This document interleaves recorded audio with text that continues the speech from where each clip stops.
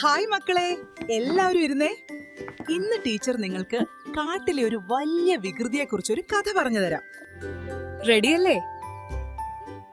Ready ടീച്ചറേ.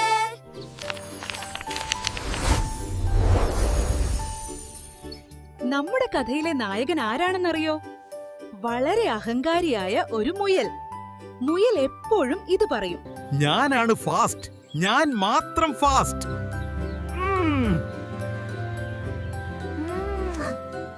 നിങ്ങൾ മുയൽ ഓടുന്ന പോലെ ഒന്ന് കൈകൾ കൊണ്ട് കാണിച്ചേ.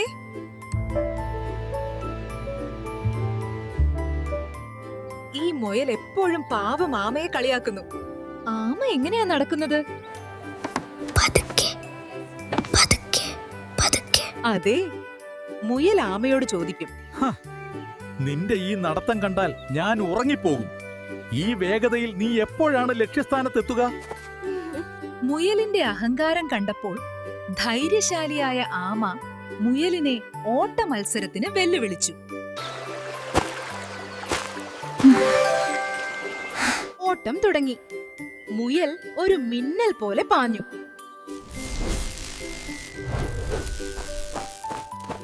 ആമയാകട്ടെ പതിയെ പതുക്കെ നീങ്ങിത്തുടങ്ങി.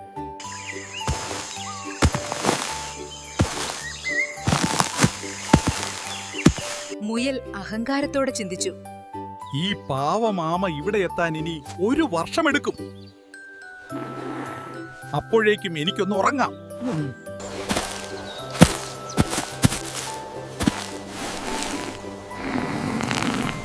മുയൽ ഉറങ്ങുമ്പോൾ ആമ എന്തു ചെയ്തു? പതുക്കെ നടന്നു. അതെ, ആമ ഒട്ടും തളരാതെ ക്ഷമയോടെ മുന്നോട്ട് നീങ്ങിക്കൊണ്ടിരുന്നു. ലക്ഷ്യം മാത്രം മനസ്സിൽ കണ്ടു. ആമ മുയൽ ഉറങ്ങുന്നതിന്റെ അടുത്തെത്തി. മുയൽ ഇപ്പോഴും കൂർക്കം വലിച്ചുറങ്ങുകയാണ്.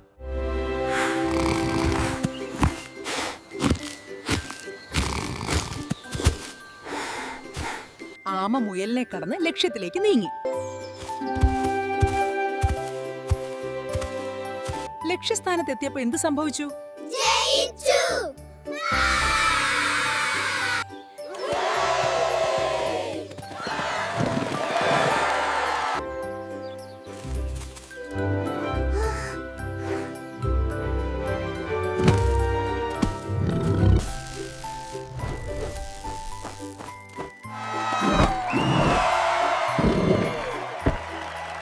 മുയൽ തോൽവി സമ്മതിച്ചു, തല കുനിച്ചു നിന്നു. ആമ മുയലോട് പറഞ്ഞ മറുപടി എന്തായിരിക്കുമെന്നറിയാമോ? വേഗമോടാൻ. മുയലെ, വേഗതയല്ല പ്രധാനം, സ്ഥിരതയും ക്ഷമയുമാണ് പ്രധാനം. നിന്റെ അഹങ്കാരമാണ് നിന്നെ തോൽപ്പിച്ചത്. നമ്മൾ പതിയെ കാര്യങ്ങൾ ചെയ്താലും ക്ഷമയോടെയും സ്ഥിരതയോടെയും ചെയ്താൽ വിജയം ഉറപ്പാണ്. അഹങ്കാരം നമ്മെ തോൽപ്പിക്കും.